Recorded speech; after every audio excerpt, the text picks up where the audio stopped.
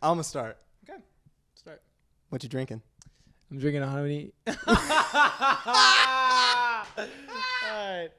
Okay. Let's just go through it. Let's just hit it, and we can cut. We can cut things. All right. What you drinking? I'm drinking a honey cinnamon cappuccino. What are you drinking? Dude, first try. I am drinking a plain cappuccino, whole milk. Wonderful. All right, let's begin. All right, so we're going to go into basically how everything came to be, how the shop came to be. Genesis. And yeah, and just kind of tell our story. So to start off, I'm Cohen. I'm Preston. And we've been friends for a couple years now. We were friends in high school, would play music together. Canonically, we met in second grade, but neither of us really remember it super well. We went to the same school for like a few months, and then I moved to another school, and then we rekindled our friendship in ninth grade. Yes. When I dated his sister. He did do that. The crucial part of the story. Crucial. So we started provided... Like we gotta roll through. We gotta roll through, yeah. We started provided almost 2 years ago. Fall 2021. Tell your side. So basically, I had been working in coffee for like 3 years, and I found myself jobless with an espresso machine, and a small sum of investment money, and I was like, what do I do with this? And I originally was like, man, we're going to start a coffee shop. And then reality hit really hard. And I thought, I can't start a coffee shop on my own. And so I called Cohen. And you can pick up from where you were at the time. Yeah, well, I had offered a long time ago to Preston, just like in conversation, if he ever did start something, I would want to be a part of it. I didn't like coffee, but I loved marketing, and so I figured it would be a really fun challenge to be able to like market something that I maybe don't even enjoy at the time. So he contacted me eventually and was just saying that was where he wanted to go, and we just kind of realized like we were both in the position to just combine. If we just combined our resources, we could put together something pretty strong. Mm-hmm. So we started production of the coffee cart in like, what would you say? It was, I think, like September, when we started actually physically working on stuff. But we had been like throwing out concepts for like a month at least before anything like became material. Because I started with, let's do a full coffee shop build. And then it was like, that is crazy. Let's do a coffee truck. And then we were like, that is crazy. Let's do a coffee cart. Well, from the get, it felt like there was a lot of different like opportunity, and we had someone come alongside us, and that was sort of like, if you want this building, there's a specific building that we wanted, and they were like, we could make sure that happens, and da-da-da. And we decided not to go that route. We decided to be self-funded, which really, like, you could say splintered us from the start, but in reality, it was just more like it started us off in a more linear way, so we could build from something small first. Yeah. So we started throwing out concepts for the cart, and we connected with some friends who like had a way for us to build the cart. We ended up building our coffee cart ourselves, and pretty much immediately like had events in the pipeline because people had been reaching out to me asking if I could serve coffee at their events. Yeah. And then I was like, hey, guess what? I actually have something in the pipeline like for this to happen. Which that really motivated the timeline because we had like some hard starts that we had in fall winter. Yeah. And so, it was just like idea after idea of like, well, maybe there should be a fridge on the front. Maybe there should be a curve. Maybe like just thing after thing. And which is funny to think about that it just starts as like a box and then you sort of like make it. You add like accessories. It's almost like customizing your character in Skyrim. It's like it starts with some random bald dude, and then you're like, "What if he was a cat? What if he had a tattoo on his face?" What's your favorite part of the cart? I think this is like such a basic answer, but like the the curve is really sick. I think the fact that we were able to take wood and make it round, so solid. We got the car done like probably like 2 or 3 weeks before our first event. So we announced early October, and then our first event wasn't until like early November, if I'm remembering correctly. And so we were trying to put together a little like personal event to where we could just have people like do a dry run of the cart and make sure that it like served properly. I'm pretty sure we did something like that, even if it was just like your family. Super small, yeah. Super small, just like going through everything, making sure it all worked. And that was a really cool moment because it was like we went from this is just a concept to like there is a physical product in the hands of the people that we love that we worked to give to them. And that was sick. Yeah, but I mean that process was like really, really hard, and there was so much. We were on such a tight budget and timeline. It was just like looking back, I realize I'm like skipping through so much because there's just so many little things that kept on happening. And even the fridge in the front was like a solution to not having enough like single bar paneling.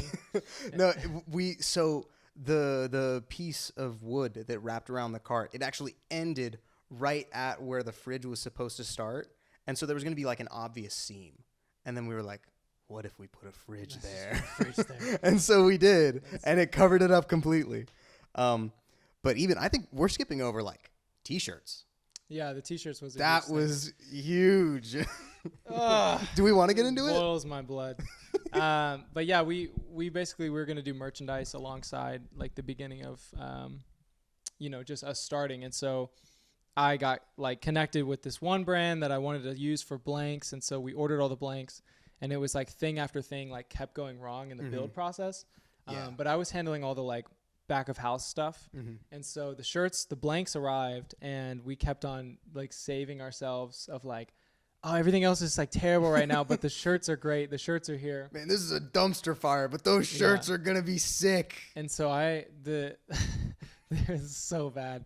But like at one of the really low points of starting out, I was like, okay, I'm going to open the box and just put on one of these blank brown T-shirts because it'll make me feel like better.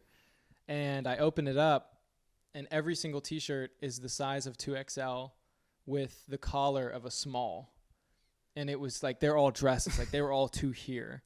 And that was my first moment. I say first now, but first moment where I was like, I'm going to keep going. Yeah.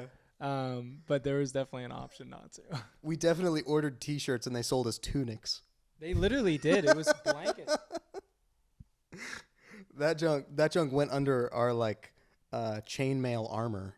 It was terrible. Yeah, we were wearing them over our hoodies. That junk was medieval. But even to that though, it was like that was a really low point where we were both, well, more I guess me in this situation, but just both ready. Like I was ready to put it down. But then it was just this thing of like, okay, I'm not going to give up, so I have to just find a solution to it. And I had actually made a connection with an alterations company like the week before for a wedding that I was going to. So I actually called the owner up and was asking if we could like mass alter all of these shirts. And we like worked out a rate and ended up altering literally every single one of them, which was ridiculous. But margins were wild. Yeah, it was like, we aren't making money, but we have income.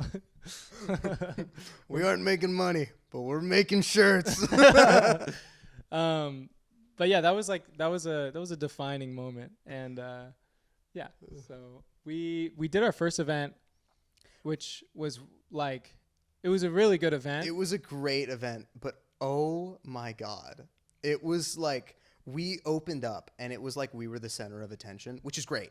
Yeah. But like when you look up and there is 24 open tickets and you're the only first time we've ever used the cart, and I was the only person that could do anything about it. Right. I was like sweating. I was like, you looked over at me and you could like feel the pressure I was under. And I felt really bad because I should have managed it a little better. Well, the other thing was we had no systems. Yeah. We had no like no plan basically, except just forcing. like let's just do the let's do the coffee thing. Everyone and their mom was like, "Give me a latte, give me a cappuccino." That thing that takes you like 3 minutes to put together, I'll take 4 of those. Yeah, it was pretty wild. But we finished that event and came out, and it felt so good. Like it was terrible in certain ways, especially looking back. But I think for our first event, it was incredible. Yeah, I left feeling on top of the world. I was like putting plants back in my car, like, yeah. And then came the second event, which is all you. Oh God! So imagine it's like winter, the dead of winter in where were we? Like Harrisburg, North Carolina. Somewhere like random, and there's this event that's being put on in a football field by one of our friends, and so we're doing it as a favor to him, so we didn't charge our hourly rate. We were just selling coffee like bare bones, first like dollar to dollar sale thing that we'd ever done, and it was like frigid, like so cold, so everyone was like, we want coffee, so we had a line the entire night. I was slammed. And then it starts getting dark, and there is no light. No light. I was making coffee in the abyss. Like, I had my phone on the counter with the flashlight pointing down just so that I could see what I was pouring. And again, still just line down to God knows where. And I am, like, sweating again, like, in the cold. It was so soul crushing. And then we looked up and it was like, we made no money. No money. Yeah, it was really rewarding to work so hard and make zero. So good. I feel like we're just telling horror stories, and it's like, but it was sick. Yeah. It was crazy. The first 2 events really like were so different than every other event that we ever did. Yeah, honestly. Yeah, but it was like, oh, okay, this is what we do now. But then every event after that was like way more tame. Yeah, for sure. And I think got really crazy at some points. I think the other thing was like the clientele, like even the fact that it was not a prepaid event. So yeah, when people are paying their money, there's a lot of things that they won't stand for. Yeah. That they will, like, since the coffee's free, because usually it's the coffee's free to guests and it's paid for by like the bride and groom or something of that sort. And so like maybe a wait time because we have like 30 open tickets or something is sort of like, it's all good. I'm hanging out in the reception anyway. But yeah, there was no grace. It was none. Like Starbucks expectation. Oh yeah, but I was like one dude pulling 1 shot of espresso at a time. Yeah, it was rough. Yeah. But we did a few events. I don't know how many we did in our first like cold season, I would say. But we started to just kind of like understand the business and understand like all that stuff. And I was sort of just doing the media and like back of house stuff. And Preston was the face for a while. And I think the main takeaway from all of it was just like our relationship was so young. Yeah. And how we handled each other and how we handled ourselves was just so different than now. Yeah.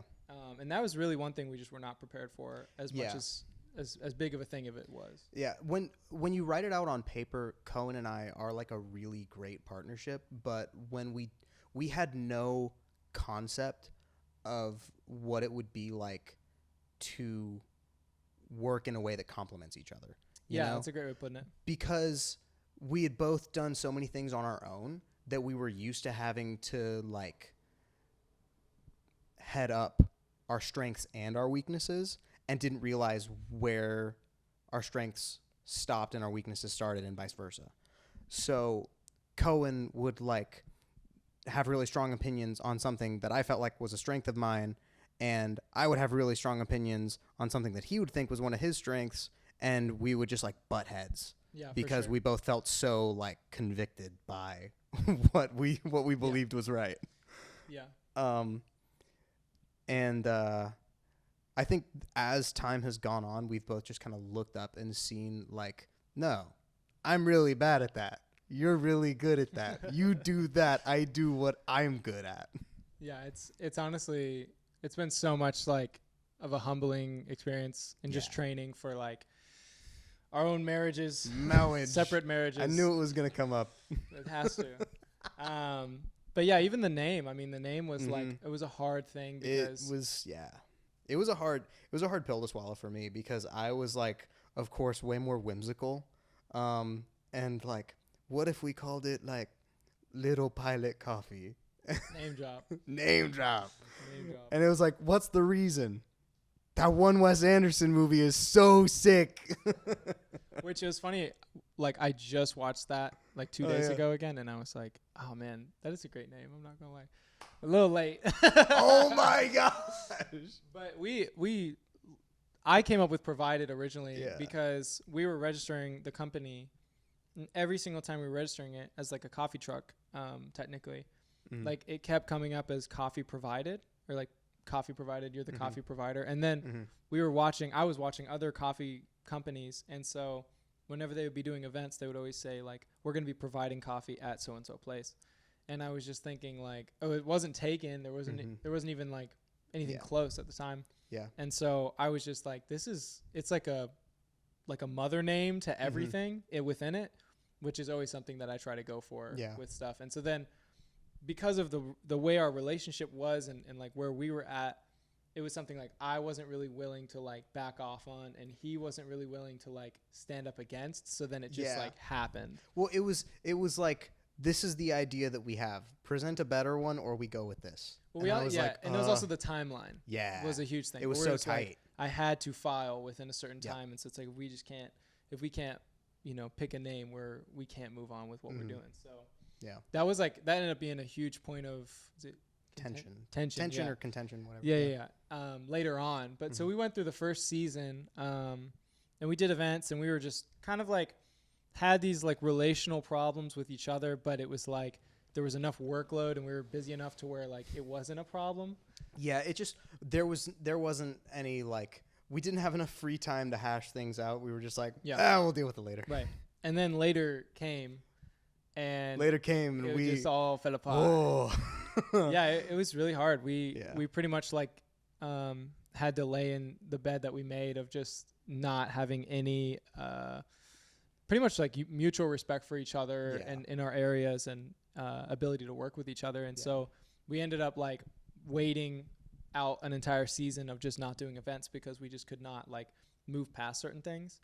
And it would be like, meeting and coming back and, well, I want this and I want this, and still not being able to decide anything. And so I forget what the breaking point in that was. Yeah, I mean, one thing, when I get kind of like overwhelmed by circumstances, it causes me to like shut down and not want to like see something as like real. So I'll just kind of avoid it. And the thing that kept happening was Cohen would keep coming around like, we can pick Provided back up. And I was like, no, I haven't been seeing that for a little bit, so I've been forgetting about it. But then out of nowhere, it was like we got emails and form submissions, and people were like, bring the cart here. And I was like, no. Yeah. And I think this was a more relatively recent thing, but we had put it down for a little bit. And there was a latte art competition that one of our coffee company friends was putting on. And so we ended up, we were like, Provided hadn't done anything in months, but we were like, let's go and just like compete for fun. I was going to go either way. Right. And Cohen was like, I'm coming too. And I was like, it's a Provided thing. And so we went, and, Preston brought his own pitcher. You don't have to out me like that. Hey, but it makes a big difference, okay? And he won. He won the competition. Yeah, whatever. And it was like a jokey competition. Like, I had to dance. There was like different little prompts and different things like that. But I remember, because at that point it was like Preston was strongly considering being like out of the business entirely. And so then for me, I was sort of like thinking like, oh my gosh, like I can't do what he does. Like, how hard is it to do what he does? And I think that was a really strong moment where I was like, wow, he is objectively like just the best in his craft. And it really, that is a strong statement to me, you know what I'm saying? And like, that was really where I think like my respect for Preston started to really grow, is when I just needed to see him in like a context of like a literal line of other people and being like, this guy is great.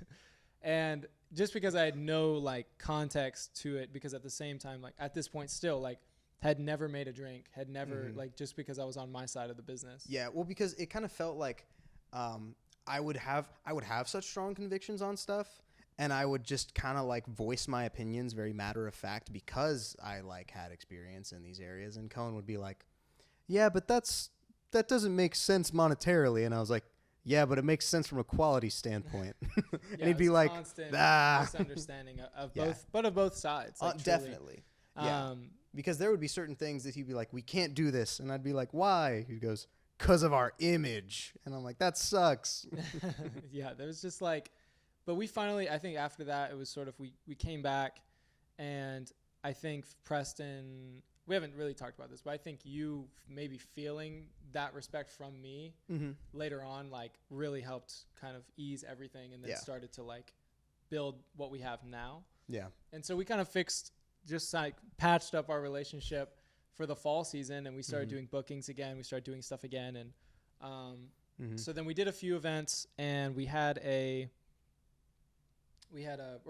our birthday was coming up, our business birthday. Well, another really big thing was we, for the first time, hired one of our barista friends to come in and make coffee on the cart. Yeah. So for the first time, I got to experience an event from like Cohen's perspective of like, there is coffee being made and you get to just like talk to people, you know? And that was crazy. Yeah. Very different. We had opposite very workflows. Different. Yeah. Because I would only see the backside of the espresso machine, and like my vision would go black for like 2 hours, and then it'd be like, okay, tear down, you know? And I got to see like, oh, this is the impact what we're doing has on this like social gathering, you know? Yeah. And I think the other thing, I think that was a good thing on your end. And one thing on my end was like, at that time, like, I think my biggest problem at that time with the business, was I didn't feel like I was getting like any recognition for what I was doing. Yeah. Just because like, you know, filming Preston and making videos of Preston and photos and all this different stuff, like everyone knows he's the guy, and like everyone really did know, which made me like, okay, I'm doing a good job, because like everyone knows you. But no one knew me, and no one knew like that I was even a part of it. And it'd be constant conversations in public where they'd be like asking Preston, you know, are you doing it alone? He's like, I'm doing it with Cohen. He's right here. And they had no clue. Yeah. But then I think like even I started to even out with my own self-confidence and like, I guess self-worth with it. Yeah. To where I was like, okay, I don't need to necessarily be seen, but also like Preston sees it. So that really helps me. Yeah. So then the next thing that happened. Birthday party. Yeah. That was huge. I was pretty like adamant about booking it. We had not done at this point any events that were our events. So this would have been our first. And I felt like we had grown like our social media following and sort of like presence a lot, but we never cashed in, never really asked anything of anyone. So we made the birthday thing, and I just was like, we're just going to do it. And that was our first time inviting people. It was also our first time where we weren't on the cart at all. It was full staffed, which was huge for us at the time. And it was a banger. It was great. It was nuts, because it's so funny though that you phrase it as like we'd never like cashed in on our audience, when it was like, we're giving out free coffee, just show up. Just show up, please. That was what we were asking. But it was really cool to see, like, we had never made coffee for our friends unless they had like randomly been at an event. Or we could invite them, and we invited them to certain things. But it was really cool because it was the first time that we got to like establish what we wanted to do. So it was like, there was live music, and the whole atmosphere of the place was like super cool, and like it didn't feel like we were in Concord. Yeah, it was in Concord, which was almost we were really afraid about that, just because like we were like, are we making a mistake? But we had a great friend that stepped in and helped us like secure a venue. And so after we did that event, it was like, okay, we might have our own audience that is like willing to participate. And that was the first time we had like really even seen that. Yeah. And so then, you know, right after that, basically the Uptown stuff started to happen, and Street Commerce, the designer store next to us, approached us about this space. And it was just like, at the time, provided was still like the side thing for both of us. Yeah. And we both had other jobs. And so we were just like, I don't know if I want to really do this full time. Like there's a lot. And so we ended up having like a really good, honest conversation. Over chicken wings. And it was just like, for both of us, like the decider that was like, okay, we're going to move forward with this. We're going to like do this together. Yeah. We both were just like, let's not hold anything back. This is what I feel. Yeah. And it was, we had that before, but never where we were both in a place of such strong mutual respect. Yeah. It was the most transparent I felt like we ever got with each other. Yeah, absolutely.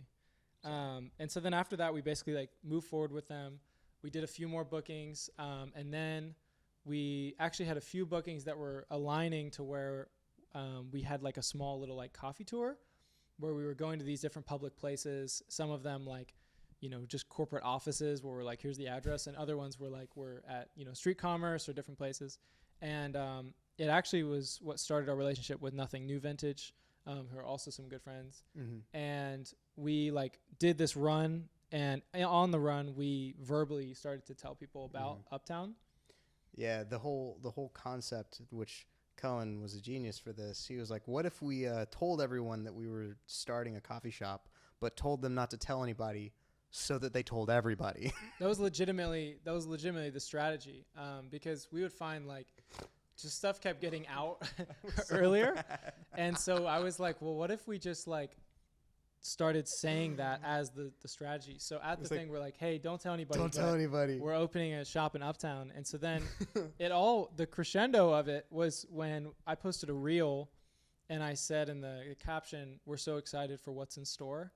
And all the comments were like, they ate that up. It was crazy. And it was like all these people. And I think it's because like people really felt like, okay, I have something that I'm a part of. Yeah. I was let in on. And that's a fun experience on any level. Like, it's not like a vile thing that people told people. It's just more like, it's really nice to be a part of something and know where it's going. It was great to like share a secret that you didn't care if anybody was like talking about, because then it was like, I know that you're going to completely betray my trust, but it's fine. I want you to. I think our excitement and like, probably the loudness in us saying it kind of made it like, okay, they don't care that much. They don't care too. It's like, we're doing it. They're not going to be that hurt. Yeah. Yeah. So, but we basically finished the tour on like March 6th, March 7th. And then we announced on March 10th.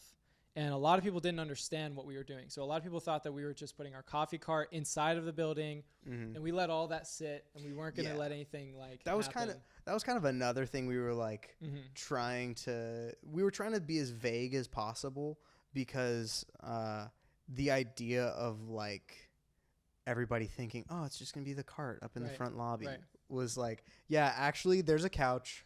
There is a couch and a shelf and a lamp, a coat rack. But it's a layer. That's like a huge part. Honestly, I wasn't even bringing that up, but that is a huge part in layering your marketing. It's like there's a level of ambiguity that's really important at the start of something, because knowledge is such a nice layer. And so for us, we literally started we finished the shop the day before, literally at 4 p.m. day before. It was like so stressful. Yeah, it was incredible. Well, because this magnificent display that I feel like super important, really like detrimental to the space, was like, what if I wasn't here until a week after you opened? Yeah, but that was when it was scheduled, at least. Yeah, and it was scheduled for that, and then it arrived the day before we opened at like 2 p.m. Yeah, because I was about to shoot the space and do the announcement reel and whatever.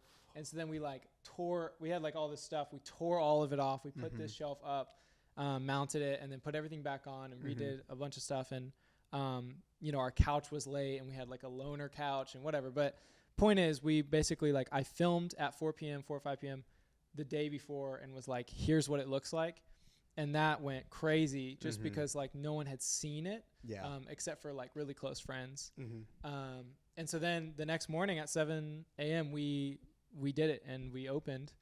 And it was 14 hours on Friday and then 14 hours on Saturday. Yeah. And we literally we did it, both of us. It was insane. Because we hard opened 7 a.m. and there were people in the shop from 7 a.m. up until we closed. Yeah, it was incredible. Yeah, there was, I mean, just like nonstop. And I think what was really fun for me is like, especially at that time, I was just starting to kind of realize for myself that like, I don't like getting too comfortable with my ability to do something. And like the cart has just gotten to this point where we can just do it and there's nothing that can really happen that hasn't already happened. We've had like the worst things that you could possibly think of happen. Like I'm opening the trailer and the whole cart is just on its side. Like, horror stories for the future. Yes. We'll get into it later. Horror stories. Yeah. But like this was something for us where we were like, we've never done full-time, coffee. We've never done a shop. We've never done all this. So there was this level of like stress and excitement that I was so I just was so happy to feel because it was like a layer that I really needed. Cohen is the most psychotic form of adrenaline junkie. Most people ride roller coasters. This guy is like, I am completely uncomfortable doing this really complicated task. I'm going to force myself to do it and make the risks of failure so scary.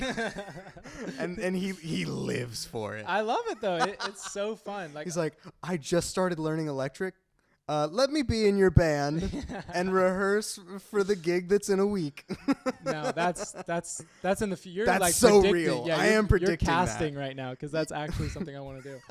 But it's in the pipeline next month. Catch him at Snug. I'm playing slide. But yeah, like it was just a really cool layer for us. And then now I feel like the place we're getting in is like this is becoming super comfortable for us. And like even to like overhaul designing something and upfitting it and doing all that stuff is like, oh, we've done that before. It feels more familiar. It feels more like possible. Yeah. And so I think like the main thing is if you're comfortable in what you're doing and you're not like at all feeling any stress, like you should probably like add a layer to it. And if you are stressed and all that stuff, like, I talk about it, but there is a truth to expanding your comfort zone. And like you can step out of it and that's fine. But like when you continually step out of it, it starts to like expand it. Yeah. And that's what this business has done for both of us in so many different ways. We're like, it's just like over and over again doing these events where it's like the first one was like terrifying. Second one was terrible. And then it was like slowly we're getting more comfortable. And then with the shop, like every day open, we're more comfortable with being open. And more comfortable to like add things on top of that. So, well, and to that end, it kind of has to do with like your business can suffer from being stagnant, like if your audience gets used to it in the same way that you are, they're going to lose interest. Right. To where adding those extra layers keeps people like invested, yeah, which is why we're just like, what if we did even more? Yeah, there's a level of, you got to find the healthy level of that, and we have not. But we know that it exists. But then we, on our opening day, we actually got approached by Methodical, one of our friends down there, and like, which was so cool. Yeah, it was so cool because that's like his place. Oh yeah, dude, I didn't let them know before we like started talking. I'm such a fanboy. I like whenever we had driven down. Oh yeah, we would like constantly make the drive down to Greenville just to go visit some of their cafes. I mean, this space was heavily like inspired by one of their cafes. And I just, I thought they were really cool. And then they reached out to us. Yeah. Dude. Came for our opening weekend. Hardest flex of my life. That's so funny. You saying that is so funny. I don't know. But we ended up like really having strong talks with them. And at that time, or at that point, which this is really recently, but we really wanted to do a bean collab. We really wanted to do like a bean that's ours because we had been selling other people's. And so they came alongside us and were really like receptive to that idea. And we ended up actually like moving forward with that. And that's the next thing that's like about to be announced, just to give a timestamp of when this was recorded. But it's called the Bear Hug Blend. And we're really excited about it. It's objectively like, I feel like I'm the like average coffee taster person that's like chocolate. Not chocolate. Yeah. Bitter. Whoa. But like, Don't get too crazy. I really like it. Yeah. What is it though? It's a 50% washed Costa Rica and 50% washed Guatemala, and it's so yummy. I love how like you get so low and you're I'm like, so excited. 50%. I'm sorry. Costa Rica. I'm really excited about it. Well, just because, like, no, not trying to diss anybody, right? But all these coffee shops are like, what's our espresso blend? Wow. Not trying to diss anybody, but generalization. Hey, okay, hang on. What's our signature blend? What if it was 70 to 80% of this Central American coffee, and then the rest of it, African coffee of some kind? And then it's like, it either tastes like red fruit or citrus.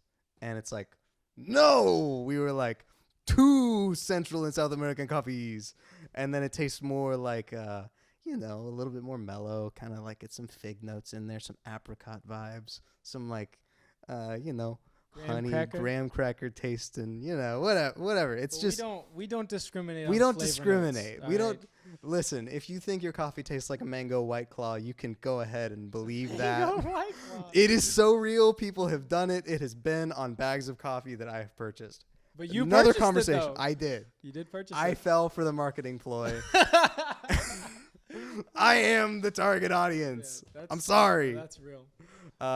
But yeah, no, it's super good on espresso. I really loved it because it was the kind of thing where depending on your recipe, it could taste like all sorts of different ways. You could lean more into the like richer notes, or you could like pull a little bit more out of it and get more of the like sweetness and clarity. And then, but also it was good on ice pour over, and it was good on drip, and like, yeah, just a crowd pleaser in the best way. Hopefully. So, hopefully. We haven't given it to a crowd yet, but this crowd loves it. Yeah, this crowd is pleased.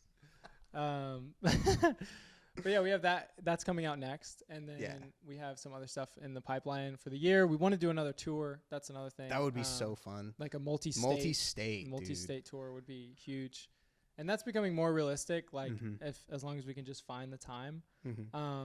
But I want to go back a little bit, and what would be your advice to like someone starting their coffee company or starting their thing? If you're starting it with a partner, first of all, invest very heavily into that relationship. I feel like a lot of our learning curve wasn't even on like the whole coffee side of things. It was like, oh, you work this way, I work this way. That could lead to tension in the future, but it might not. It always does. So try and get that out of the way first. There's going to be some bumpy moments, but as long as you're like transparent about it, and both are very like honest about how you're feeling, and all of that, just try your best to make the relationship not get in the way of the business, because the business itself is going to be hard enough. Yeah, for sure. So if you're doing it on your own, then that's a whole different beast. Be prepared for things to be more difficult than you're envisioning. But also don't lose sight of the end goal. The more you can connect yourself to the people that you are impacting with what you're doing, the harder it's going to be for you to like get lost or let it go. Yeah. That's the huge thing of like, once we actually had other people making the coffee, so I could like interact with people one-on-one, I could start to actually see more like, oh, this is how people feel about what we do. And it got like, it was way more encouraging. So do your best to not be so far removed from your audience. Yeah. And I think mine would be, my 2 points that I always say is influence and ownership are the two biggest things I feel like with small business, especially. Influence, like if you can gain a following and gain a group of people, even locally, that are supportive of you, that love what you're doing, and not just because of who you are maybe, but like legitimately, be compelling, do compelling content, and do things that are eye-catching to somebody who doesn't care about you at all. And then ownership is like, when we started out, we had the opportunity for the building. Everyone who starts out has the opportunity for the building, like honestly. And that's not a bad thing if you take it, but, having ownership and having the ability to make all the decisions about your own business is super, super important. And like, we find that our workflow is so fast because it's just us doing it. And there's a hardship to that for sure, because like, if you're not somebody who's like an owner-oriented person, oversight actually is great. And somebody that's sort of like saying yes or no to you might feel better. But in reality, like owning your entire company is super important. If you can stand it. So those are my two things. Like a company with influence but no ownership, you won't feel good, or you might not make money. A company with no influence but you have full ownership, you're just at a better place to where you can go up because you can pretty much control influence. But once you let somebody in, like you can't really get them out, to be honest, which isn't a bad thing. And there's some incredible investors, and even the person that came alongside us when we just started out, there's multiple people, all of them incredible people. And it's not a dig on any of that. It's just more like, find your starting point and find the path to make it where you want to be. Yeah. I mean, a lot of those people still give us oversight. Yes. But without equity. Right. Which is really helpful. Nice. It shows how genuine that help is. And definitely I think the other thing is like, solidify what you want your vision to be, solidify who you want to be, and, definitely have people in your life that can correct you and steer you in certain ways. But at the same time, like, do not, don't give up on your conviction of what you feel like just because like someone else doesn't see the vision the way you do. Like we brought a lot of people into this room when it was white and even when it was just painted, and like there was a level of like, we realized it was kind of hard for other people to see what we saw, which is super respectable. But, being able to hold your own vision and let it hold weight to yourself, even when no one else sees it, is super important and crucial, I think. But also, on the inverse, be willing to let things happen naturally. Yeah. You don't have to have everything planned out. Like the brand of Provided has taken on a completely different form since we started the shop. Yes, 100%. But I feel like it's so much more genuine now because it's not something that we tried to force. It's something that we kind of like let develop, as our audience, but also our staff, but also our taste kind of grew up. Yeah, and I think if you're building a level of like branding and influence, it's sort of like musicianship, where there's a lot of musicians that can emulate any style and they can do anything, and even like photographers that can do any style, videographers that can do any style. But when you're like below that degree of excellence and you really can do your style really well and some styles okay, it's way better to just integrate something into what you're doing than try to be something else completely. Yep. And so that was a point of contention for us because what Preston wanted to do sometimes with marketing, like I wasn't physically capable of. Yeah. I was capable of being like, here's an element of it, here's something of that. Yeah. But I couldn't do the full thing. And so steer into what's natural is a great thing. So like naturally, if your photos come out with a certain color palette, then maybe steer into that color palette for your branding because it's just like, then you'll have this separation that's not good. And anyway, things like that. You can get as specific as you want. But any final thoughts? Order the Bear Hug blend if you want to try it. That's fair. Yeah, shameless plug. Shameless. But it's really good. I promise. It is very good. I tried really hard. You did. And for that, I thank you, sir. Yeah, you're welcome. My final thoughts would just be like, just keep going with whatever you're doing. It's really worth it. Yeah. And even if you're at the point of like complete, I can't move forward, like if you find a way to, it'll be really rewarding for you later on. So anyway, that's pretty much it. Do you have a cup with you? No, I put mine on the table. Oh, okay. We can just shake hands. Wonderful. Nice.